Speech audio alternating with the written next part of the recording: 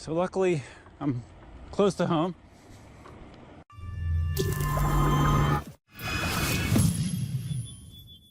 Up here. Hey, it's sunny and it's warm, which means I can finally take the Ultron Ultra out for a real test drive and see how it goes. You can see it in the foreground with the Ultron in the background as a comparison as far as the design and the build quality. I'll have lots to comment on after the ride, I'm sure. But for now, I just want to get this thing on the road. All right, so I have one of the two remotes that I was sent. I already had it unlocked.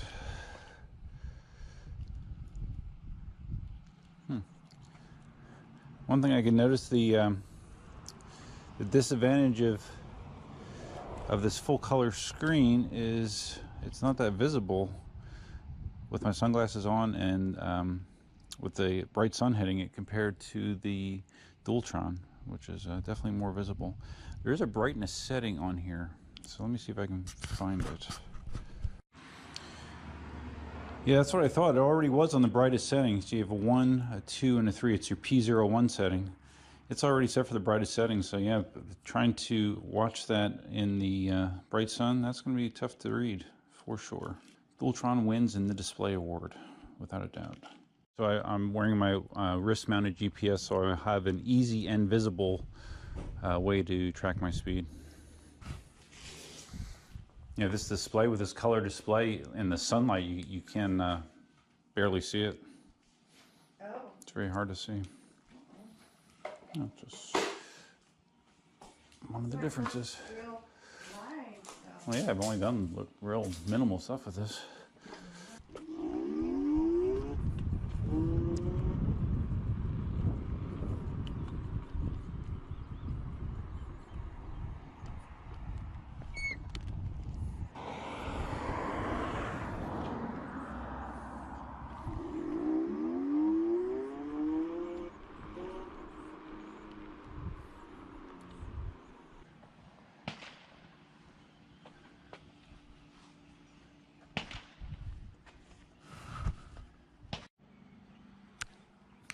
And sometimes the GoPro 7 just inexplicably just kind of hangs. It's annoying. Gotta pop the battery out to reset it.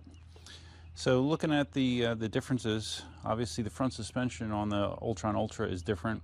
It has a dual coilover springs as opposed to like a floating suspension arm here. Tires, as I mentioned in the first video, are much wider than what's on the Ultra. And the rear suspension, again, is a floating arm on the Ultra. You have dual adjustable springs here for the rear suspension, so it'll be interesting to see how it feels. I actually took the mount for the seat off. One thing that I did notice is this quick release mechanism compared with the seat mount. If I have that seat mount on, I have very limited foot space because the seat mount goes to here. So I only would have that amount of space for my big size 13, so I have it off for now, and we'll see how that works out. Cindy is all geared up. She's going to be riding the Ultra, or the Ultron. No, I'm sorry, the Ultron EX, and I will be on the Ultron. Yeah, at some point, maybe she'll be trying this as well. We'll see.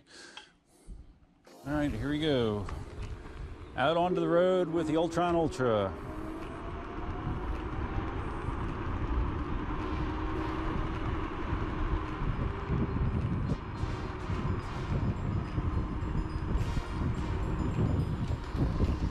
Car coming behind.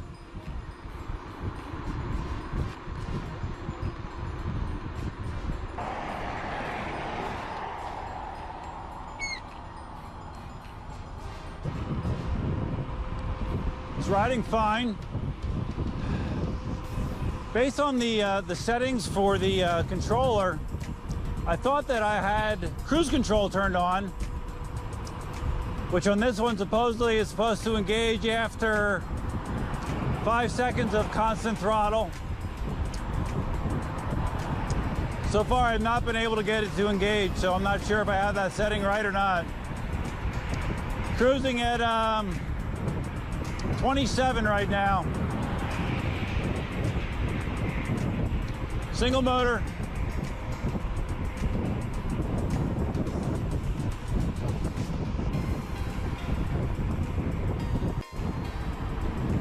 All right, so we're cruising in the high 20s.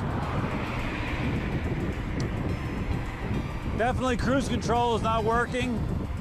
I cannot hold a speed, which is fine for me. It would be a problem for Cindy, but definitely is not working as I expected.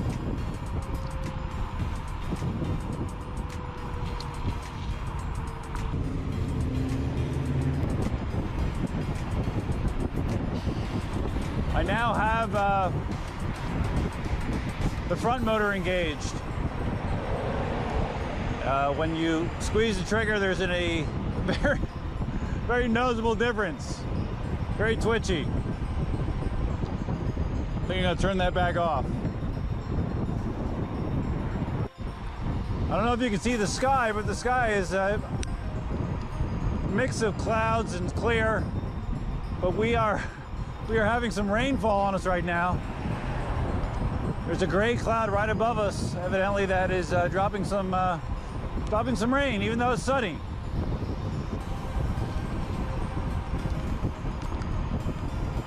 Hopefully we get out from underneath it soon. All right, so I'm in the lead now. Single motor, turbo. Seems to hold similar speeds as what the Ultron does in this mode. Going like 29, 30 miles an hour. Only difference is I can't sit. When you sit, you usually pick up a mile or two an hour, so. It's performing pretty similarly right now. Definitely cannot see the display on this at all right now, outdoors.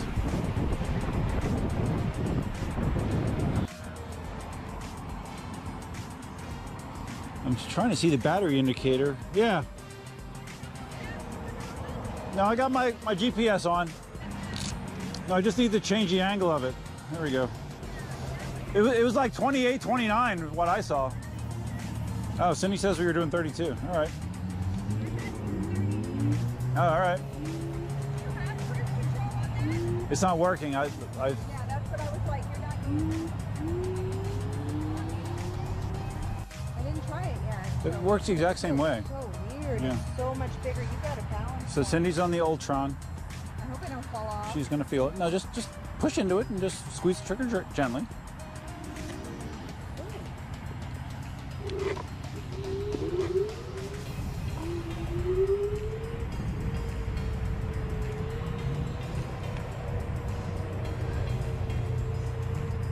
So it feels different. The fat tires definitely feel different. Why? It should be the same. The length of the bed is different. My body is. Well, the length is different. Yeah, the length is different. Yeah, my body is over the handle. You can adjust the height of the handlebars. Well, the thing is the angle. Oh yeah, this is harder to balance. I didn't have any problems balancing.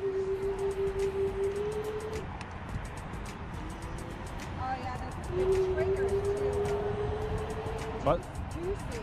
It's only single motor. Oh, I know, but you know, they heard on the way to class, they tried to wake them up.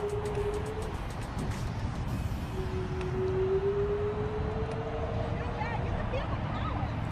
Yeah, you should put it in double motor and feel it. I'm okay. I'm curious how the ride feels to you, like the suspension compared to the Ultron. You gotta hit some bumps, I can think, to be able to really tell. It feels good. I like that. That was smooth. Yeah, well, that's heavier too. I mean, the Ultron's heavier, obviously. Yeah, well, it is bigger, but you have less deck. What she was commenting on is the again, because of the quick release mechanism for the handlebars, you have less room for your feet. So she feels like she's more forward on the Ultron than she is on the Dualtron, which is true. Yeah. Better for my elbows. Yeah. Did that one get lowered or not? No, you can't adjust the height on the Dualtron. But I bet you can change the stopping and switching There you are already. Yeah. I got to adjust the brakes on this. They are definitely too squishy. So we're switched back here. Still in single motor mode. Cindy is in dual motor mode on the Ultron though.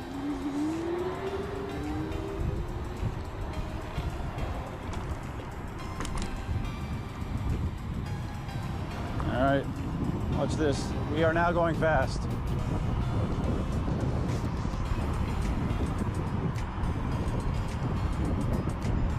I'm in dual motor mode. So is she. Going in the low 30s.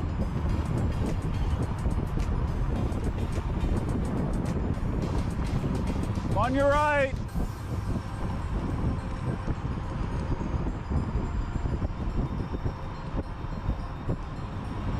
See you, Slowpoke.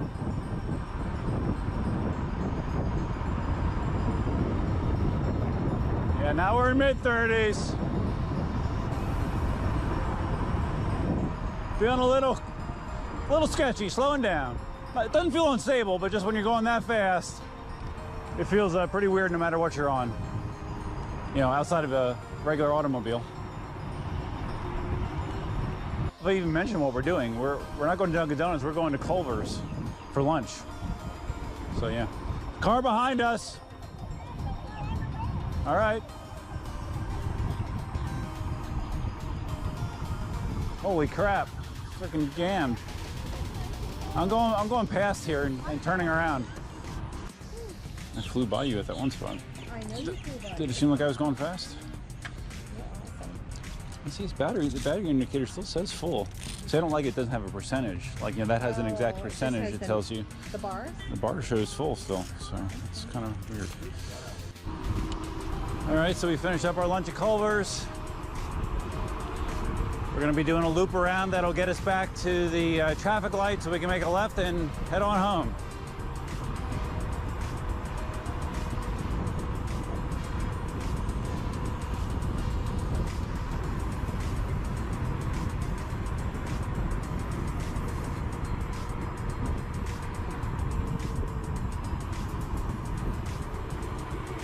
Just getting a little bit of a feel how it is doing the turns at a decent speed. As far as the ride itself goes, it feels very solid. Nothing weird to report, other than the lack of being able to engage cruise control. But as far as acceleration, just cruising and braking, all very good.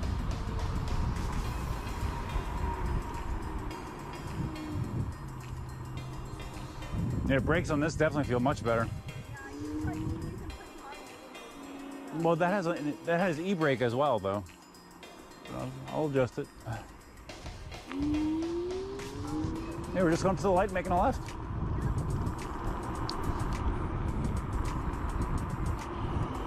Bye.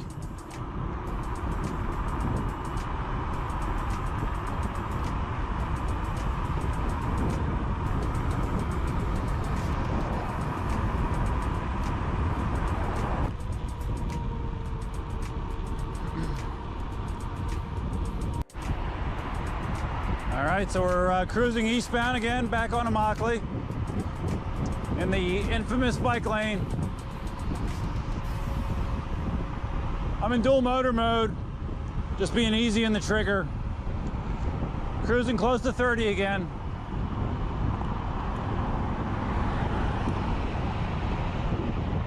This will be the first of quite a few videos I'm sure I'll be doing this weekend about the Ultron, so this is not the comprehensive review.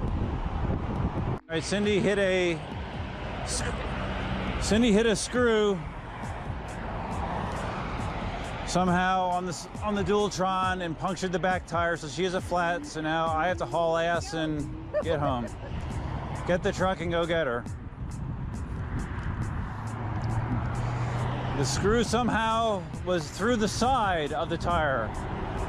Don't ask me how that happens. I have no idea. So I guess I'm gonna get an experience with patching tires on the Dualtron.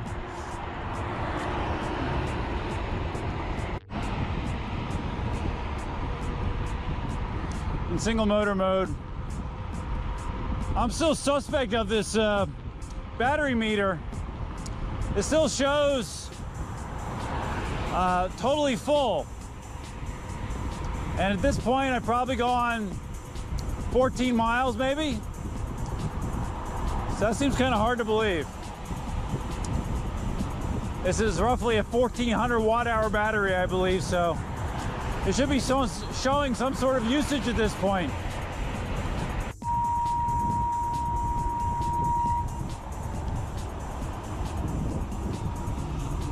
That's a weird noise.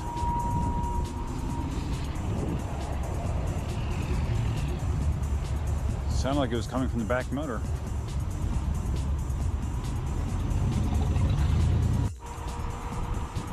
All right, about 2 miles from home, and then I have to go get the Tacoma as the rescue vehicle.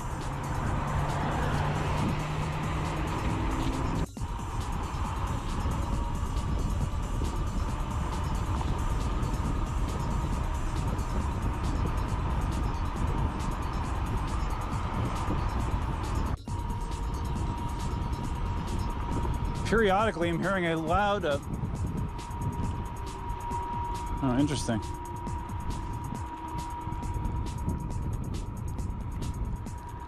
All right, I have no more acceleration.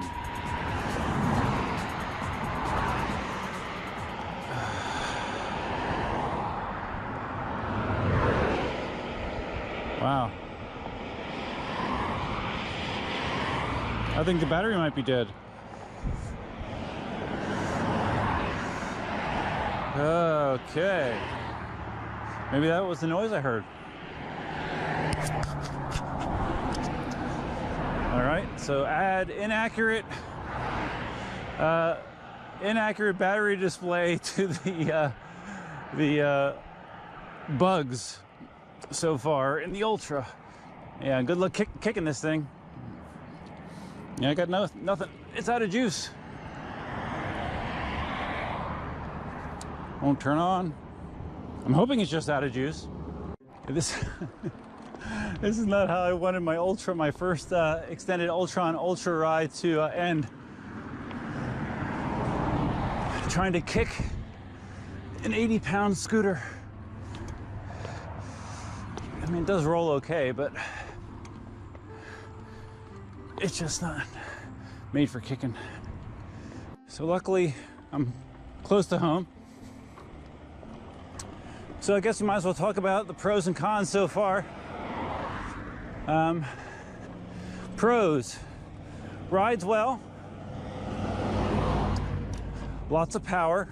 Although, as far as the ride goes, if the suspension feels stiffer than the Dualtron out of the box. It feels stiffer, but rides well. The fat tire and additional weight actually makes it feel a little bit more stable, I think, in some conditions. The adjustable handlebar is nice, riding position's nice, no problems there. All right, negatives. This controller, you can't see it in sun. Battery display obviously is not accurate. Some of the functions that I was given to change certain things, like for example, to change it from kilometers an hour to miles per hour, there is a setting supposedly for that, but it won't let me change it. It will only read kilometers an hour, but you can't see it in daytime anyway, so it doesn't really matter. And the cruise control, which supposedly, according to the instructions I was given, should be turned on, but it does not engage. No matter how long you hold a constant throttle, it does not engage. Negatives as well, this design that makes it easier to fold up, cuts into the available foot space, and when combined with the design for the mount for the seat, to ride this seated, you'd almost have to, or to put the seat on, would mean that you have a very uncomfortable standing position, at least for someone of my size. So this is going to probably be ridden without the seat most of the time. So yeah, and of course, having to push it back home, negative points for that. Never had to do that before, so. And we got traffic on the road. Too much traffic. Driveway's in sight. Cindy's probably wondering what the hell's going on. But yeah, she gets a flat, I run out of juice. Not the best day. I have to say that I'm just assuming that I ran out of juice. Hopefully that's what's wrong. Something that simple and not something more serious. So that is my assumption for now. I'll put it on a charger and see what happens. And now it's starting to rain. I'm glad I got home before it rained. Hopefully it's not raining where Cindy is. Yeah. I told her she could ride the Ultron back and I would hoof it. She didn't like that because of I guess no seat and no working cruise control. So again, this is just a small cloud, a small patch of gray clouds that's dropping this, but hopefully it's not where she is. So what happened? I just told Cindy that I ran out of power about 3/4 of a mile from the house. Try to get a little, okay, roll it. Try to, oh, there it is. That's the hole. The screw was sticking out of it. So, Fifth Horn Chicken Duff here. On in the picture. Definitely have some, so you need to reach over and get that one? No, I got it.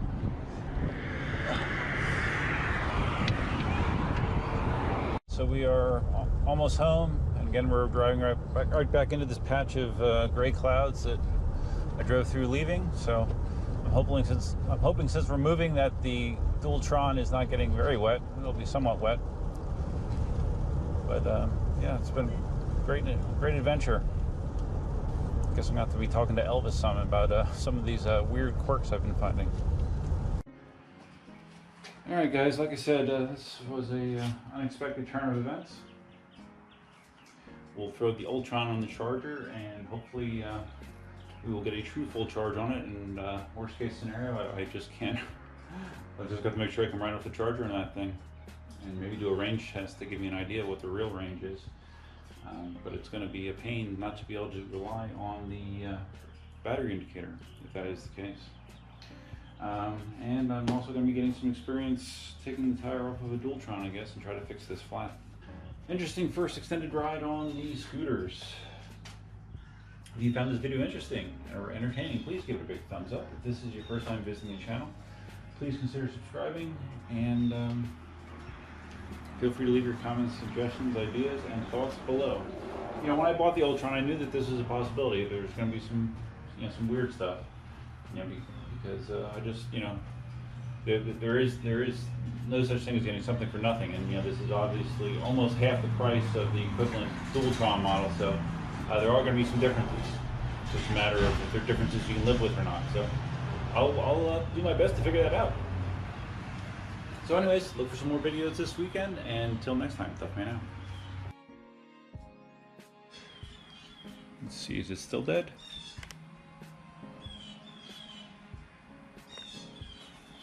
Dead.